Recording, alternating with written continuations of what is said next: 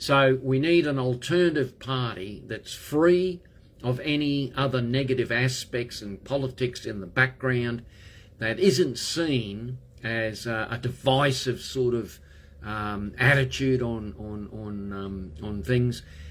So at this point in time, I'll just flick ahead, and what I'm seeing is this, and it's confirmed with both Joel Jamal and Rowan Dean sort of mentioned that the Labor Party will go through a major test in the Senate with the extreme Greens. They'll try and pull it right to the extreme left, and the Labor will try and go middle of the road Labor, because they've got Donald Trump in the background, the most powerful nation in the world, quickly building up to be what it used to be, and more, plus, I'd say, under President Reagan.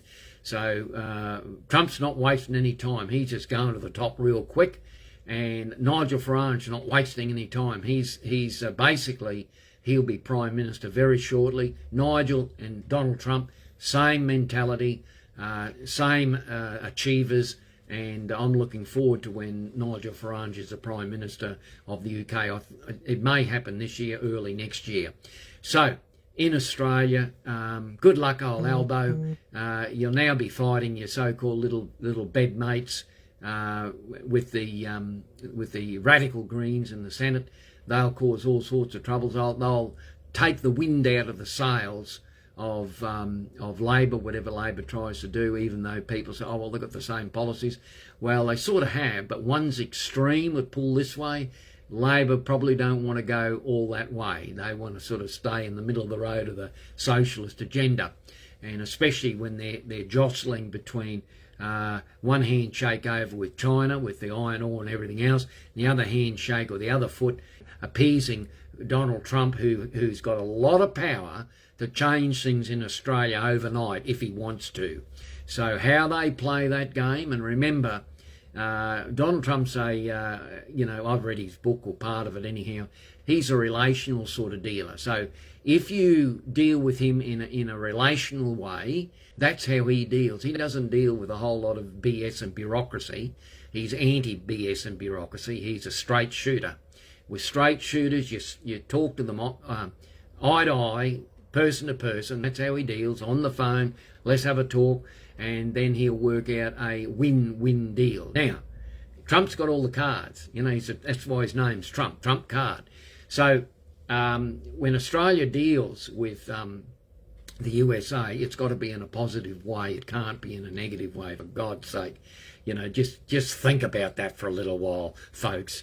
So the communist globalist agenda is being very quickly dismantled by Donald Trump.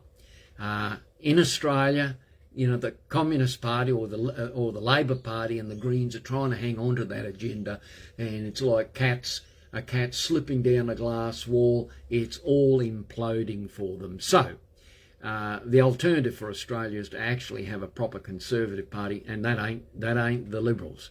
In Australia, the Liberals are finished. It's just like over in the UK, the Conservative Party was no longer the Conservative Party. It has become like Labor. Same here. They just all copy each other. They go, oh, well, what's the UK doing? Oh, we'll copy them. That's the policy.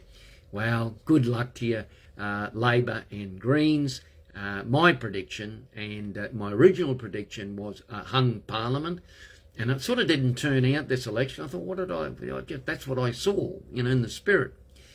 But after listening to Joel Jamal and Rowan Dean, they sort of indicated the same thing, because what they felt was that the Greens versus Labor in the Senate is going to blow up very shortly. I'm predicting this year.